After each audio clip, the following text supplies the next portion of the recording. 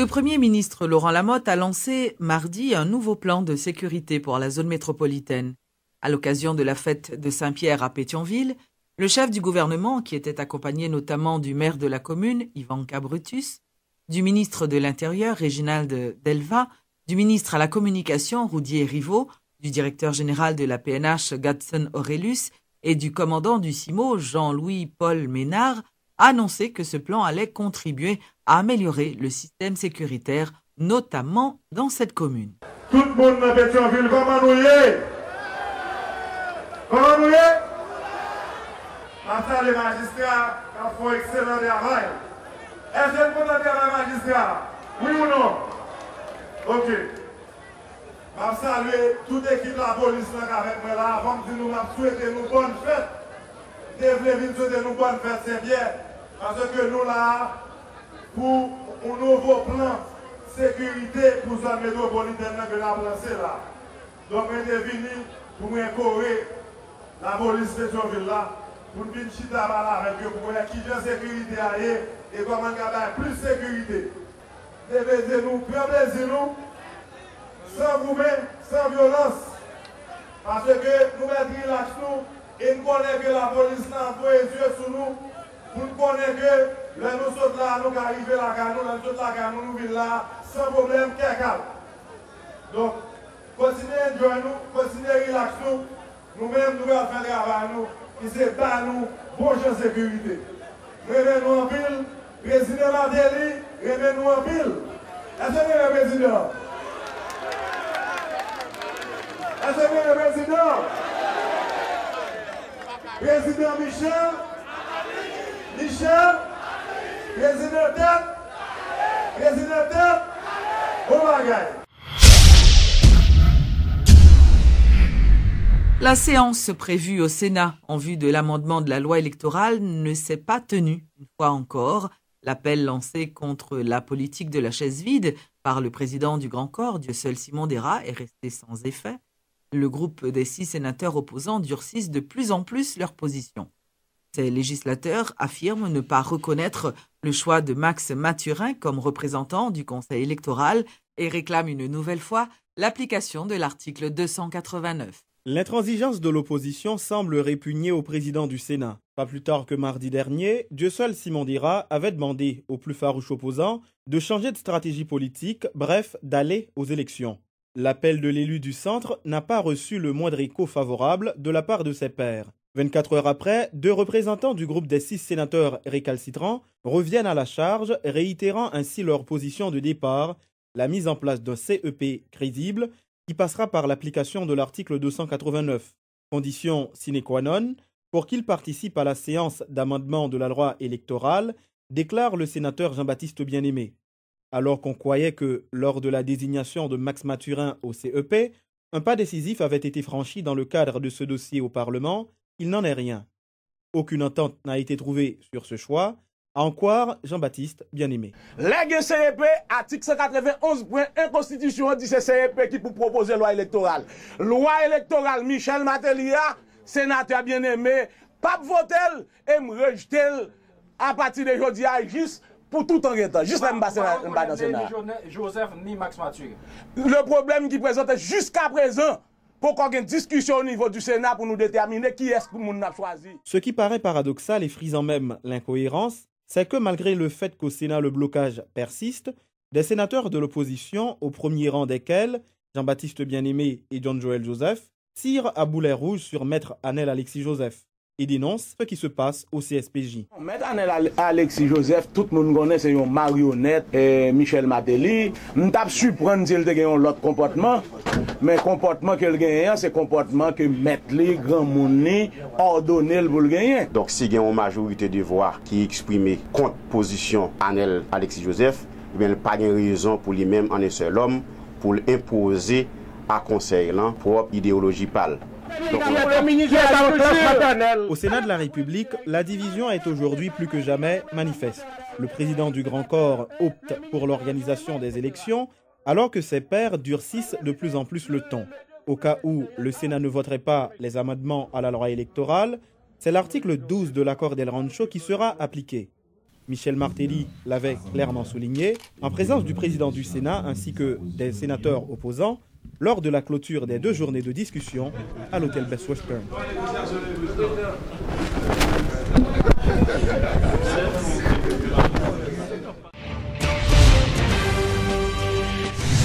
La justice sévira contre tout acte de vandalisme enregistré lors de manifestations de rue.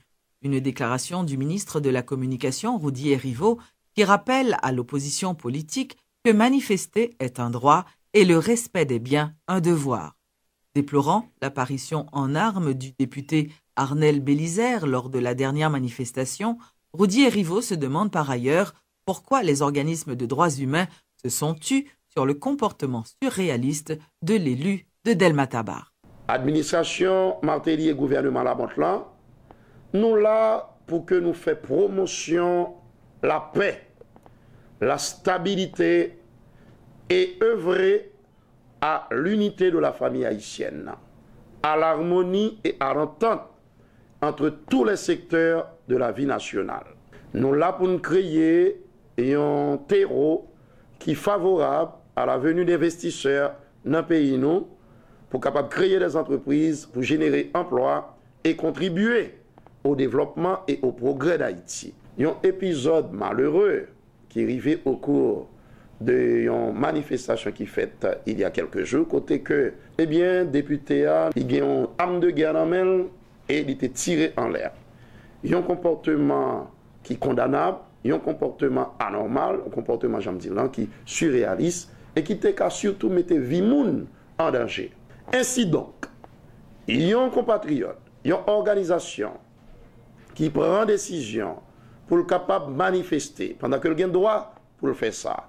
Il y a un devoir de notre côté pour le respecter scrupuleusement, ça que la Constitution prévoit dans ce sens, ça que la loi dit dans ce sens. Et en aucun cas, aucune violence, aucun désordre, aucun dérapage pas toléré par les autorités en place. Par la police nationale qui gagne pour mission sécuriser et assurer que toute population vaquée normalement et librement à occupation. Parce que si un monde n'a pas coupé, il n'a pas respecté à la lettre ça que la Constitution et la loi pays d'Haïti dit, ou pas capable de prendre la rue pour manifester. Ceci ne sera pas toléré. À bon entendeur, salut. Le notaire Jean-Henri Séan a fixé ce mercredi sa position sur les opérations de démolition initiées par l'État dans le cadre du processus d'expropriation au centre-ville. Chargé de l'indemnisation des expropriés pour le compte de l'État haïtien, Jean-Henri Séan dénonce la précipitation dont ont fait montre les autorités dans la gestion de ce dossier. Le notaire, qui explique que son travail a été bien fait, rejette toute implication dans les opérations de démolition, arguant que sa mission se limitait aux expropriations. C'est un dossier qui tend à prendre une tournure politique depuis quelque temps et que le notaire candidat ne cache pas avoir inscrit sa démarche dans cette lignée. Sa sortie dans la presse pour dénoncer les opérations de démolition au centre-ville lui a valu nombreuses critiques en tant que notaire de l'État haïtien dans ce dossier. Ce mercredi, Jean-Henri Séan a fait le point. En sa qualité de notaire, il est responsable, dans le cadre du processus d'expropriation, de confirmer l'authenticité des pièces des concernés et de faciliter une entente à l'amiable. Le notaire n'est pas concerné par les démolitions et c'est en effet ce qui lui donne droit, estime-t-il, de dénoncer le passage à cette phase qu'il juge prématurée. Je pense que une précipitation qui pas expliquée là, une précipitation qui pas mettre la population dans samdarele côté que toute population te voulait gagner sérénité pour la chercher de l'autre côté pour l'aller, mais on est dans courir, on est allé, n'est pas normal. On l'État responsable fait pour te bailler un encadrement tel que c'est moun yo même qui te pour souhaiter que le projet ça fait pour te ouais dire qu'il y a des belles projets dans le pays, mais pour faire ça, il faut que tu bailler un encadrement, faut te permettre moun yo déplacer à l'autre côté sans que ou pas faire qualité brigandage. Comme toutes les voix qui se sont élevées pour condamner cette action du gouvernement, Maître Jean-Henri Séan estime que le droit des expropriés n'a pas été totalement respecté. Aujourd'hui encore, sur 187 dossiers traités, seuls 40 ont abouti. Le notaire, qui confirme que son équipe poursuit le traitement des cas, exhorte le président à suspendre les travaux de démolition et à activer le processus de dédommagement à l'amiable. Même si vous avez la loi avec vous, même quoi que faut tenir compte de la situation de la population, c'est le gens à l'craser quand même. Si c'est petit crasse moun touché comme yo, ou pas courir à l'craser quand même. Donc il est plus facile. Si chaque monde qui était fin touché, il était écrasé quand même ça. La population t'a comprendre que y a marché sur eux et là ça, on t'a fait plus vite, plus pressé pour porter dossier. Mais qu'on ne se leurre pas, cette position d'Henri Seyhan n'est pas gratuite. Le leader du parti Remè Haïti prépare les prochaines présidentielles. Celui qui se considère comme un livre ouvert ne nie pas être en train d'asseoir son capital politique grâce à ce dossier, mais il parle de contre-attaque, car selon lui, des adversaires politiques ont tenté de le discréditer. Tu attaques moi, Gao, c'est normal pour me répondre, parce que c'est détruit. Mes amis ont voulu m'assassiner politiquement. Moi, je dis non, ça va passer comme ça, et moi, le tête moi. Heureusement qu'on population vigilante qui suit tout. 2 ans déjà que les responsables de l'UCLBP parlent de ce processus d'expropriation dans le cadre de la construction de la cité administrative de Port-au-Prince. Aujourd'hui que la phase concrète a débuté, la politique tente de s'approprier ce dossier, ce qui n'augure rien de bon pour ceux qui seraient les vraies victimes.